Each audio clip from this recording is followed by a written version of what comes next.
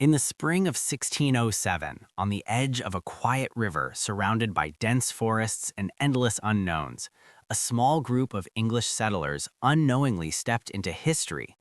What they were building was not just a settlement, not just a fort, but the fragile beginning of English America. A beginning so weak, so close to collapse, that history itself nearly turned another way. Jamestown was not born in triumph. It was born in desperation, fear, and survival against impossible odds.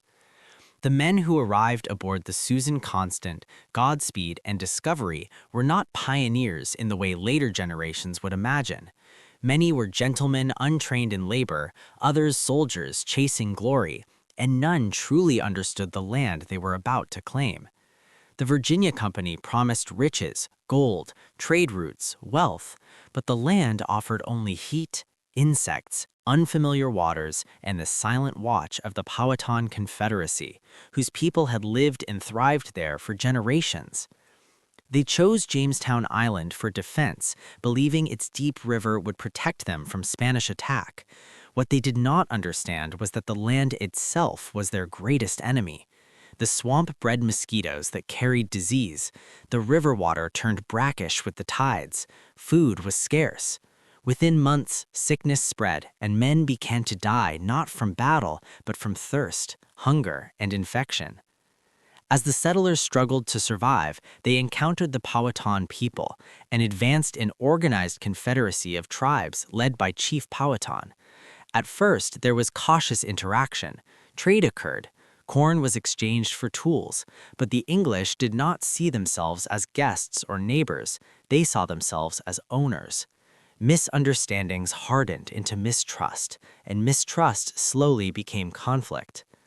By the winter of 1609, Jamestown descended into what history would later call the starving time.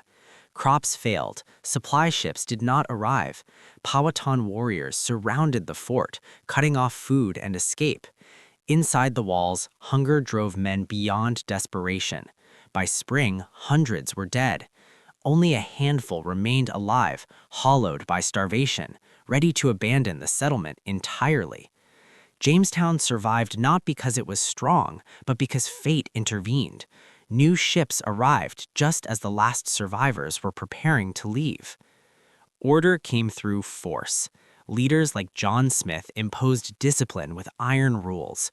Those who did not work would not eat. Farming replaced dreams of gold. Survival replaced ambition. Slowly, painfully, Jamestown stabilized. Yet peace with the Powhatan was temporary. Land expansion and English arrogance shattered fragile truces, and violence returned again and again. The turning point did not come from leadership or diplomacy. It came from a plant: tobacco. John Rolfe's successful cultivation of tobacco transformed Jamestown from a failing outpost into a profitable colony. Demand in England exploded. Fields spread across the Virginia countryside. Jamestown finally had a reason to exist. But prosperity came with a cost that would shape America for centuries. Tobacco required labor, intense, exhausting labor, and the colony turned first to indentured servants and then, in 1619, to enslaved Africans. Their arrival marked the beginning of racialized slavery in English North America. Jamestown was no longer just surviving, it was expanding.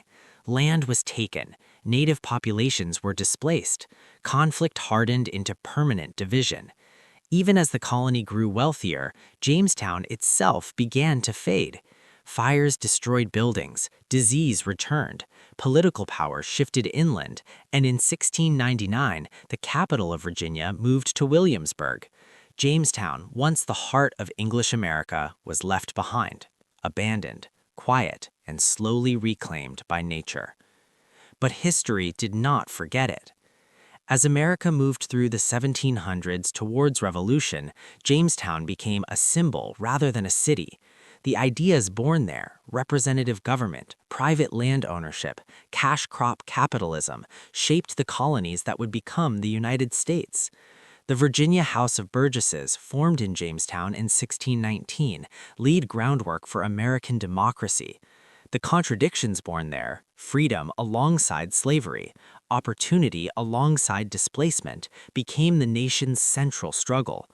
Through the 1800s, Jamestown sat mostly untouched, a shadow of its former self. While America expanded west, fought a civil war, and transformed through industry, Jamestown remained silent, its soil hiding the remains of the country's earliest days. Only in the late 19th and early 20th centuries did Americans begin to look back, not just with pride, but with questions.